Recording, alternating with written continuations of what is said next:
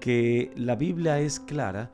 El libro de Hebreos, la carta a los Hebreos claramente habla de que el ser humano tiene una oportunidad para poder ponerse a cuentas con el Señor. Y esa oportunidad es mientras está en vida. Una vez una persona muere, ya no hay nada que la persona puede hacer para cambiar nada en su destino. Es decir, no hay nada que la persona pueda hacer para cambiar la suerte que ha trazado antes de morir. Nosotros sabemos que cuando se va a un funeral, la gente que está allí, los familiares como los amigos del obsiso o la persona que ha muerto, ¿verdad? Quieren escuchar palabras de esperanza. Nadie quiere escuchar la verdad en este momento tan difícil. Por lo tanto, yo veo con mucha frecuencia que muchos de los que llegan al funeral, ya sean pastores de cualquier denominación, toman, creo yo, muy a la ligera este punto. Y yo encuentro que en la mayoría de los funerales, por lo menos que recientemente he estado, he escuchado frases y palabras que dan a entender que la gente cree que realmente cuando la persona ya murió, es muy posible que la persona haya sellado su vida con Cristo. Yo no pongo en duda en ninguna medida eso, porque no tengo ningún tipo de argumento para hacerlo, pero yo también creo que no hay nadie de los que están presentes en un funeral que pueden asegurar que una persona su vida la ha sellado con Cristo al morir. No importa bajo qué condición usted o yo muramos, la seguridad de la salvación al final de la vida de una persona solamente la conoce el Señor, solamente Dios la conoce.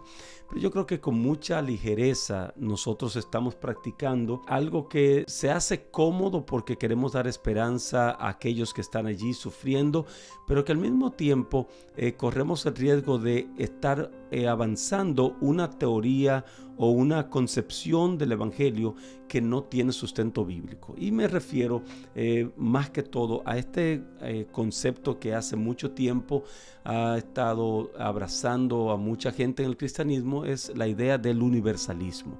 Ustedes recuerdan que hemos hablado mucho del universalismo, hemos hablado de cómo esta idea teológica trata de hacer entender que al final Dios es tan bueno y misericordioso que Él tiene que salvar a todo el mundo.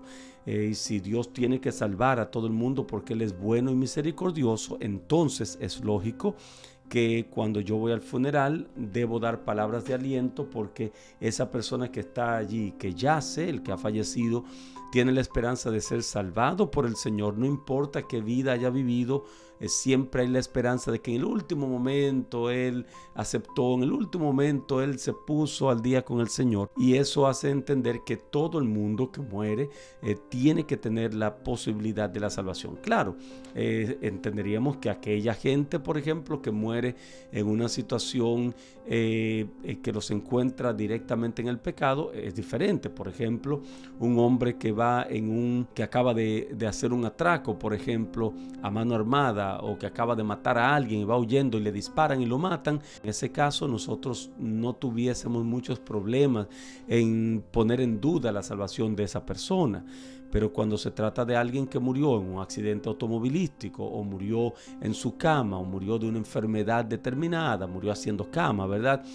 O murió, se acostó y no se levantó, ahí yo encuentro que nosotros somos muy rápidos y muy fáciles, muy ligeros para hacer aseveraciones que dan a entender que la persona pudo, o quizás en mayor seguridad se salvó antes de perderse. Y eso hace que se avance mucho la idea universalista, esta idea de que el Señor es tan bueno que al final Él no puede permitir que nadie se pierda. Y yo creo que esta idea de hablar de esta forma para alentar a la familia de aquel que ha muerto, para hacer sentir bien a aquellos que están presentes en el funeral, nos hace olvidar una promesa que está en la Biblia. En Apocalipsis 21, capítulo 4, el Señor claramente promete, asegura, de que Él va a enjugar a toda lágrima de los ojos de los redimidos, y que Él va a callar todo llanto, y que ya no habrá más dolor, ni habrá más muerte, no habrá más pena, no habrá más llanto. De modo que no importa si la persona que murió allí en este funeral donde yo estoy, que ha muerto mi ser querido, no importa si él se salva o no, la felicidad mía no está determinada por esa persona que yace allí. Si la persona se pierde y yo me salvo, al final el Señor enjugará toda lágrima de todos aquellos que hemos de sufrir por la pérdida de algún ser querido que no se haya salvado. Y una vez el Señor haga este proceso, nosotros podremos podremos entender que el Señor es justo y que si por alguna razón alguien no se salvó, es realmente porque en su justicia el Señor entendía claramente que era lo más apropiado, que la felicidad de esa persona como la felicidad también de aquel que está allí sufriendo en el dolor es mejor que esta persona no se haya salvado, porque al final la felicidad de la eternidad está asegurada de la forma que Dios la ha trazado. Yo creo que esto es importante que lo tengamos en cuenta. La esperanza para el que sufre no está dada sobre las palabras que yo pueda dar de aliento, y debemos de dejar de ser tan ligeros y de dar tantos amenes en los funerales cuando se le envía al cielo a personas que nosotros no tenemos ninguna evidencia para decir que sea así como se está diciendo, que ya el Señor lo selló, que ya están en el cielo con el Señor, que van para el cielo, que cuando venga la segunda resurrección o la primera resurrección, ellos resucitarán y estaremos con ellos y seremos felices y disfrutaremos de nuestros familiares. Yo creo que son planteamientos muy osados y peligrosos, porque al final nos hacen entender que cualquiera, entonces, si todo el mundo ha de salvarse, porque si el que está allí en el ataúd, sea ese ser querido o un conocido, se ha de salvar y yo no tengo evidencia de que al final él entregó su vida completamente a Jesús, entonces si él se salva, entonces todo el mundo tiene que salvarse. Creo que tenemos que tener gran cuidado. Nosotros los cristianos, cuando vamos a un funeral, nosotros hablamos ante personas que no conocen de Jesús en muchas ocasiones. Personas que están allí y que de hecho la meditación que hacemos no es un culto para el que se murió. El que se murió ya terminó su proceso en esta tierra. Es un culto para aquellos que están allí presentes. Y allí hay mucha gente que sabe la vida que posiblemente vivió esa persona que acaba de fallecer. Es posible que haya gente allí terminando con una esperanza puesta en algo que no es real. Porque yo, que soy una persona que no busca de Jesús, y mi amigo que murió que no estaba buscando de Jesús, ahora yo escucho a un pastor o un predicador a alguien decir que él se levantará en la resurrección cuando Cristo venga. Entonces me deja a mí la idea de que, oye, entonces realmente no importa que yo viva en la vida que yo viva, lo que importa es que al final el Señor es tan bueno que Él ha de hacer la obra de salvación de todo el mundo, me incluye a mí también. Yo no creo que le estamos jugando un buen servicio al Evangelio al hacer esto, porque por un lado, claro, estamos asegurándole al que está allí, a los familiares y a los amigos que están presentes, les estamos asegurando de que el que yace allí, aunque no estaba en los caminos del Señor, aunque no estaba siendo fiel al Señor en su vida y murió trágicamente, ahora le estamos asegurando que él muy posiblemente, la misericordia del Señor lo alcanzó y él está sellado para salvación.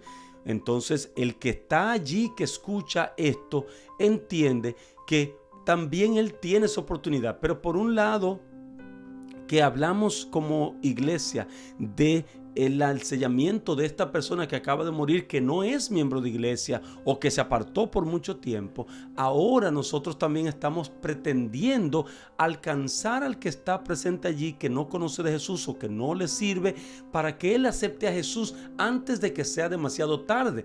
Pero acabamos de decir que para el que murió no parece haber sido demasiado tarde, porque la misericordia de Dios es tan grande que de una forma u otra tiene que haber luchado para salvarlo. De hecho, he escuchado a personas que plantean y dicen que el Señor está en el negocio de salvar personas. Es decir, el Señor difícilmente se le va a perder a alguien, porque el negocio del Señor es salvar a personas. Y yo creo que tenemos que tener gran cuidado en estas situaciones, porque estamos dando a entender ideas que no tienen asidero bíblico y que no hay necesidad de hacer este tipo de cosas, porque como decía con Apocalipsis 21:4, no importa si el ser querido que acaba de morir no se salva. No importa si es tu esposo, si es un hijo querido, si es tu papá o tu mamá. Oye, no te preocupes si se salva o no. Claro, tú puedes sentirte con la preocupación ahora como humano. Está bien, puedes sentirte preocupado si quieres. Pero al final no importa. Porque al final lo que sí importa es que no importa que no se haya salvado ese ser querido, la promesa del Señor es que Él va a enjugar toda lágrima de los ojos de los salvados. Y si Él enjuga toda lágrima, eso significa que el Señor ha de darte felicidad a pesar de que el ser querido que tú tanto amabas nunca estará contigo en la eternidad.